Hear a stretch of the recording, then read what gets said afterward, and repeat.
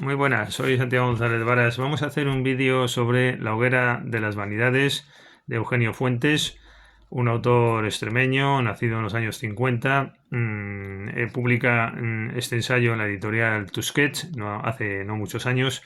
Es un libro más bien reciente y pone de manifiesto pues todas las ordalías y persecuciones a grupos minoritarios que ha habido a lo largo de la historia. La ordalía ya sabemos que es un juicio de Dios en el que uno tiene que demostrar que no es culpable, tiene que demostrar su inocencia. Y este libro, se dice aquí en la contraportada, explora los prejuicios morales, culturales y antropológicos que se esconden tras esta aberración jurídica y los mecanismos con que el poder señala y convierte en enemigos a determinados grupos, ¿no? Mujeres, negros, judíos. Es un estudio entre la antropología, lo social, lo literario, el derecho.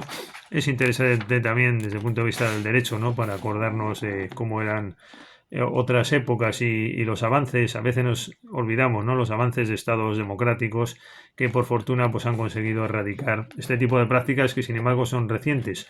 Veíamos en Archipiélago Gulag un vídeo que hemos hecho recientemente de este autor premio Nobel ruso que este tipo de prácticas de demostrar tu propia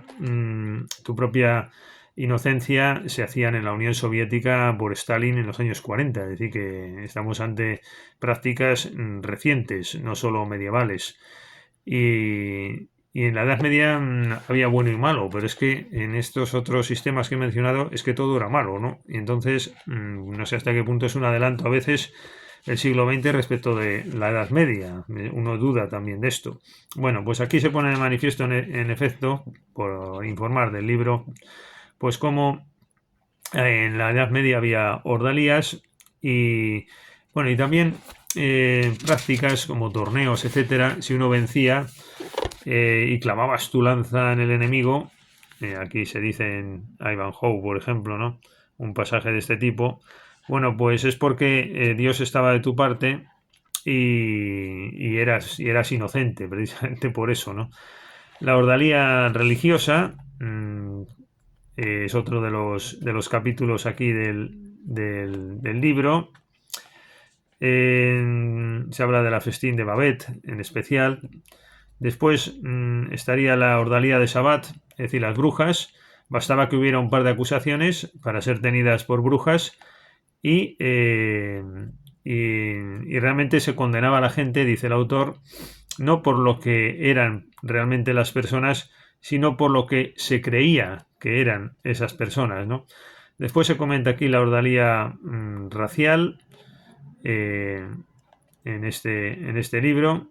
Después pasamos el, a la ordalía infantil. Este capítulo me ha interesado especialmente, el capítulo 7, porque incide en una reflexión que yo tengo también en un libro que publiqué del juicio al abogado incrédulo, de cómo a veces interfieren en la racionalidad de los juicios elementos irracionales, ¿no? Y aquí se habla de un supuesto que es la expiación de McEwan, según el cual resulta que Robbie Turner está condenado sin juicio desde el momento en que lo acusa una menor. La infancia goza de la presunción de veracidad y esto es sorprendente cómo a veces pueden pesar elementos de este tipo, elementos ordalizadores, ¿no? Como dice muy bien aquí el autor, a la hora de realizarse juicios, ¿no?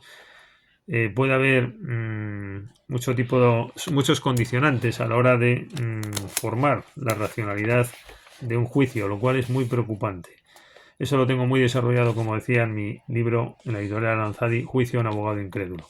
El autor nos comenta aquí la ordalía del dolor. Me refiero a la tortura interrogatoria y previa a la culpa que se aplica al sospechoso antes de establecer un veredicto. Bueno, ¿qué más tiene aquí? La ordalía social,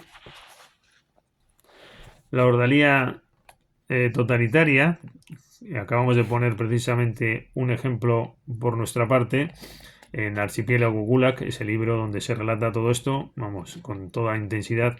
Y se dice aquí en la página 217 por nuestro autor Eugenio Fuentes: en la ordalía totalitaria no hay que cometer un delito para ser objeto de una acusación. en el hecho de ser acusado ya se está creando el delito. Yo la verdad es que sí me permitiría remitirme a Archipiélago Gulag. La ordalía sexista también se trata aquí.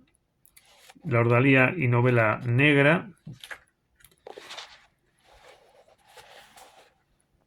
Quizás el aspecto más interesante al final del libro, en relación con este capítulo también, es cómo se juzga a veces por tópicos, ¿no? Cómo pueden pesar tópicos o elementos o prejuicios a la hora de realizar sentencias o razonamientos judiciales, ¿no? Esto quizás sea lo más interesante al final. Después viene la ordalía virtual en el capítulo 13, poniendo de manifiesto el valor que llegan a tener las sospechas a veces en vez de juicios fundados, ¿no? Para enjuiciar determinadas personas. Bueno, pues de esta manera nos hacemos eco de este libro. Muchas gracias por la atención. Hasta la próxima ocasión.